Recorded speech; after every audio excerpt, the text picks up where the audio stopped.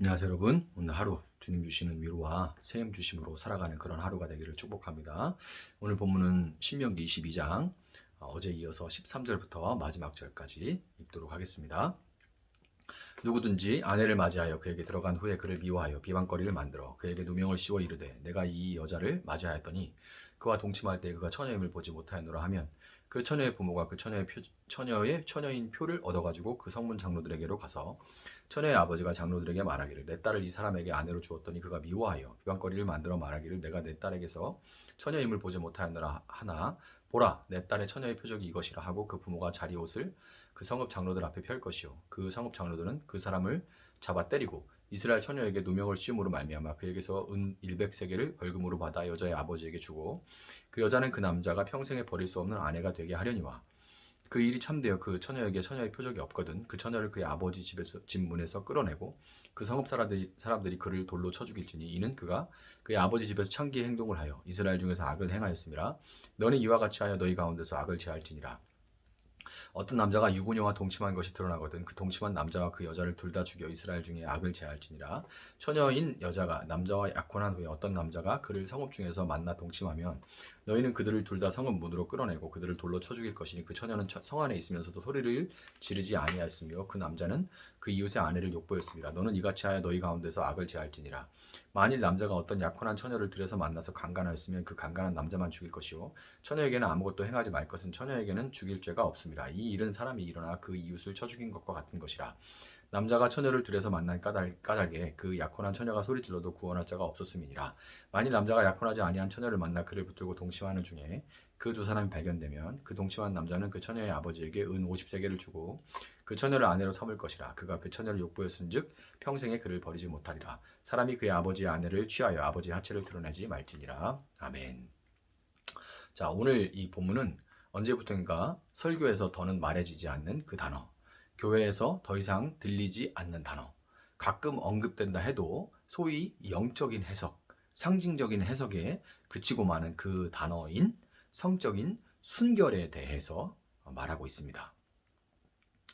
혼전 순결만 이야기를 하는데 혼후 순결도 똑같이 중요하죠.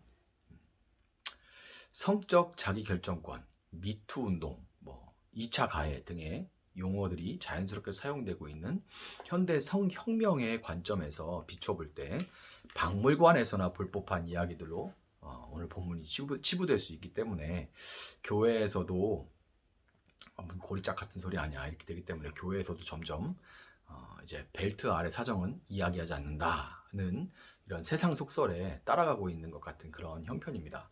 숱한 미디어를 가득 채우고 있는 세상의 논리는 굉장히 단순하면서도 사람 본성에 맞고 그리고 아주 강력합니다. 성은 자연스러운 것이니까 억누르면 안 되고 개방해야 된다. 진화론에서 나오죠. 진화론이 과학적 논리로 이론으로 틀렸다 그런 게 아니라 진화론적인 세계관은 굉장히 무서운 거예요. 왜냐하면 너희들은 동물이다. 동물은 본능을 막을 수 없다. 피할 필요도 없다. 자연스러운 것이다. 다만 인간은 동물보다 좀 그래도 우월하기 때문에 남에게 피해만 안 주면 된다. 이 정도죠. 자연스러운 거니까 억누르면 안 되고 개방해야 된다. 그리고 좀 더 쉽게 말하면 사랑하면 다 괜찮다. 이렇게 이제는 이게 워낙 강력한 메시지고 대세이기 때문에 반론을 제기하기조차 버거울 만큼 정말 그냥 그 자체가 사회가 돼버렸죠. 현실인데 그렇지만 여러분 솔직하게 말해서 성을 개방하니까 성으로 인한 사회적 갈등이 줄어들고 성인과 청소년들의 성범죄가 줄어들었습니까? 어떻게 생각하세요? 사랑하면 괜찮다고 이 사람 저 사람 사귀어보고 교회에서도 이런 얘기 이제 흔하게 하죠. 좀 만나봐야 돼. 이 사람 저 사람 좀 만나보고 뒷얘기는 안 하죠. 이 사람 저 사람 잠자리도 같이 해봐야 돼. 그래야 잘 맞는 사람, 소위 속궁합이라 하죠. 속궁합이 잘 맞는 사람과 결혼해서 잘 살 수 있다고 하는데 그런데 왜 이렇게 이혼율이 높고 외도가 기승을 부리는 걸까요? 옛날 남자 생각하고 옛날 여자 생각하니까 그런 거죠. 원래 이 남자밖에 모르고 원래 이 여자밖에 모르면 속궁합이 뭔지 모릅니다. 솔직해지십니다. 솔직해집시다. 그냥 하나님의 법이 싫고 내 마음대로 육체의 정욕, 쾌락을 따라서 살고 싶은 것이고, 그 대가를 지금 우리 사회가 치르고 있는 겁니다. 우리 사회가 신정 이렇게 하나님이 다스리는 그런, 직접 다스리는 고대 이스라엘과 같은 그런 나라는 아니지만, 그러나 하나님의 법, 하나님의 우주의 왕이시기 때문에 그 법을 불순종하고 사람 마음대로 살아가게 되면 부작용이 나오게 돼 있어요. 그런데 여러분, 하나님이 성을 싫어하시는 건 결코 아닙니다. 하나님은 성을 싫어하시지 않아요. 그럼 주시지도 않았겠죠. 아니면 짐승처럼 짝짓기 철에만 할 수 있게 했겠죠. 그렇지 않잖아요. 그렇지 않잖아요. 다만 이 하나님이 성을 싫어하시지 않는데 결혼이라는 울타리 안에서 안전하게 이루어지기를 바라시는 것뿐입니다. 근데 그것은 성은 쾌락의 도구만이 아니라 헌신과 연합의 의미를 더 크게 가지고 있기 때문에 그런 거예요. 헌신과 연합의 의미를 더 깊게 크게 가지고 있기 때문입니다.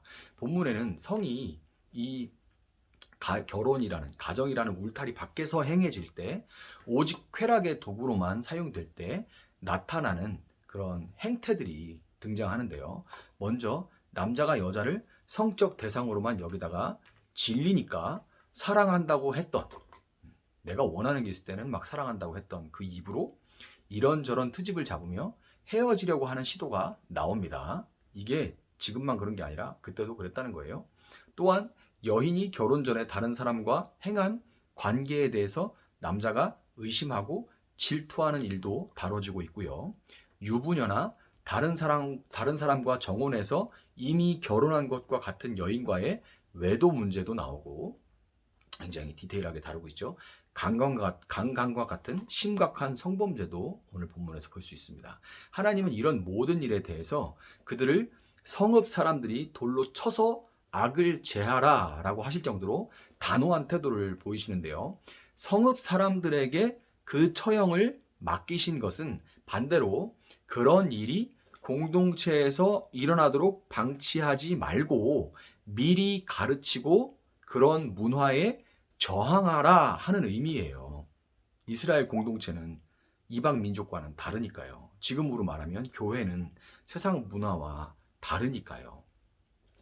쾌락을 쫓는 성적 방종과 문란은 남녀의 결합을 통해서 믿음으로 하나님과 연합하여 상호 헌신하는 그 관계의 비밀을 알게 하시려는 하나님의 이 계획을 방해할 뿐더러 사랑을 자기 욕망을 위해 서로를 이용하는 것으로 변질시켜서 사랑이신 하나님을 알 수 없게 하거나, 안다고 해도 지극히 이기적으로 그저 하나님을 이용만 하는 왜곡된 신앙을 갖게 만들어 버리고 맙니다.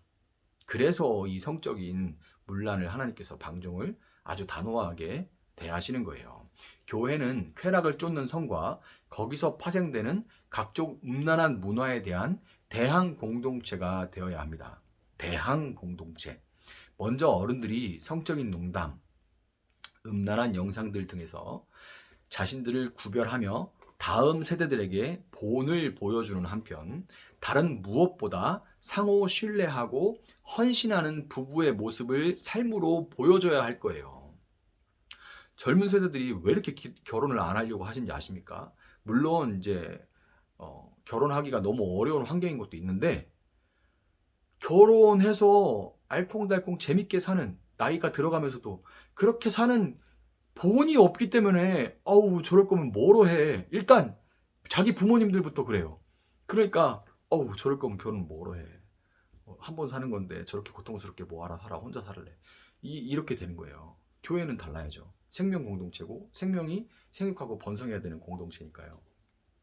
먼저 교회 어른들이 정말 단란한 가정을 억지로가 아니라 정말 그리스도 안에서 사랑하고 헌신함으로써 그렇게 상호 헌신하고 신뢰하는 그런 부부의 모습을 삶으로 어른들이 보여줘야 되는 거예요. 그래서 애들이 자라면서 결혼은 저렇게 하는 거구나. 결혼하면 저렇게 계속 또 친구처럼 또 서로 존경하면서 위해주면서 저렇게 살아가는 거구나. 언제나 내 편이 있구나. 저렇게 볼 수 있는 거죠, 애들이. 나 빨리 결혼하고 싶다. 나도 저렇게 되고 싶다. 그런 거죠.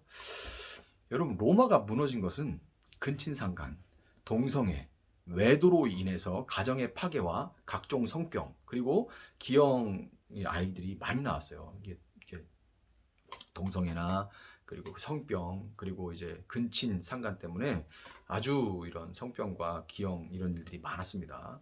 그래서 막 고통스러웠어요. 겉으로는 화려해 보였지만 그런 일들 때문에 굉장히 고통스러운 그런 사회였습니다.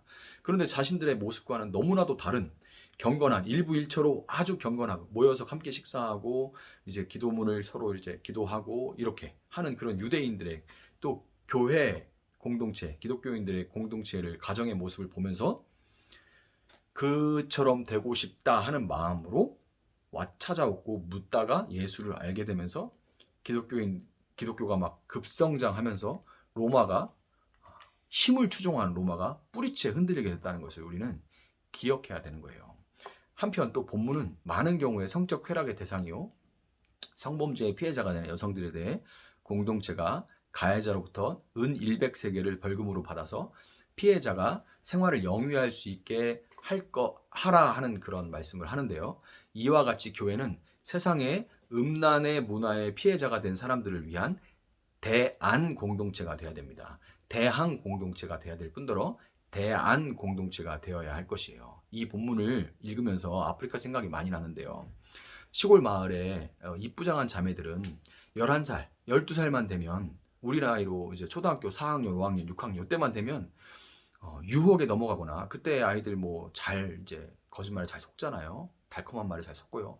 아니면 강간을 당해서 애가 애를 안고 다니는 경우가 참 많았어요. 아이고 이 이쁘장한 요 꼬마 애가 11살, 12살 애가 애를 안고 다녀요. 그게 동생이 아니에요. 자기 애예요.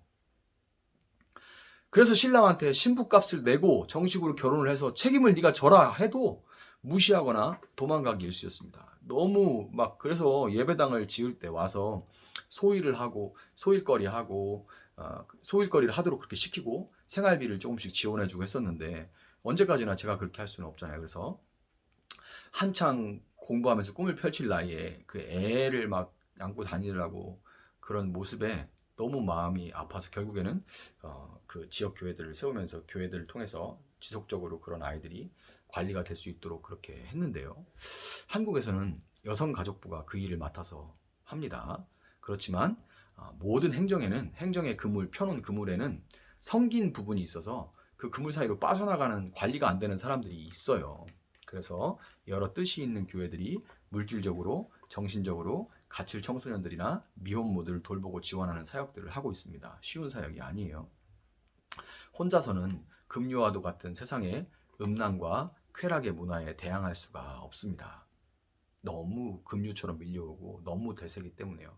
그렇기 때문에 교회는 진솔하게 성적인 유혹의 고통을 나누고 서로 격려하며 제가 우리 교회 청년들 중에 그렇게 모여서 정말 진솔하게 나누면서 나만 그런 게 아니구나라는 위로도 받고 또 서로 이렇게 감찰하면서 서로 세워줘 가고 그래서 죄에서 이렇게 더 멀어질 수 있는 힘을 얻을 수 있었다 하는 그런 얘기들을 들으면서 참 너무너무 기뻤던 적이 있는데요. 그렇게 서로 나누고 격려하면서 그러려면 서로 온전한 신뢰관계가 돼야죠. 그런 얘기가 어디 가서 흉이 되지 않고 우리끼리 나눠도 오히려 은혜가 되는 그런 관계.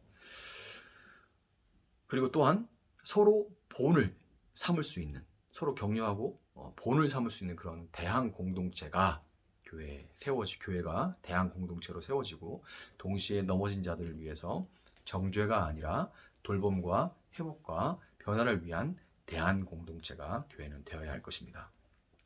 각자 자기의 소견에 오른 대로 살아가고 있는 이때에 여러분과 우리 세종나비교회가 세상 앞에 순결한 삶을 살아내는 공동체로 서갈 수 있기를 예수님의 이름으로 축복합니다. 제가 한번 잠시 기도하겠습니다. 사랑하시는 하나님 감사합니다. 이 폐역하고 악한 세대, 음란한 세대 가운데 하나님 우리를 구별하여 건지셨습니다. 주님 옛 습관이 남아서 여전히 힘들고 또 너무나도 유혹거리가 많기 때문에 많이 힘들고 또 우리 교회 청년들이 많아서 특히나 더 힘듭니다.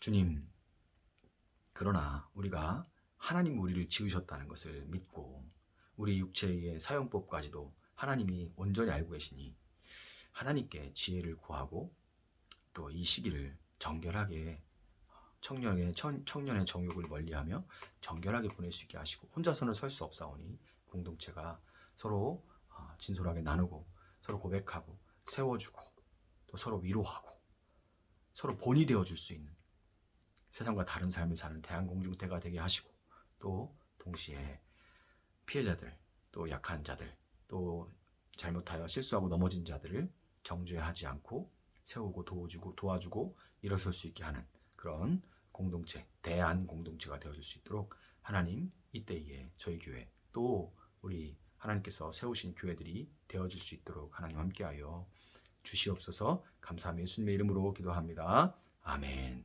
오늘 주신 말씀 붙들고 계속해서 기도합니다.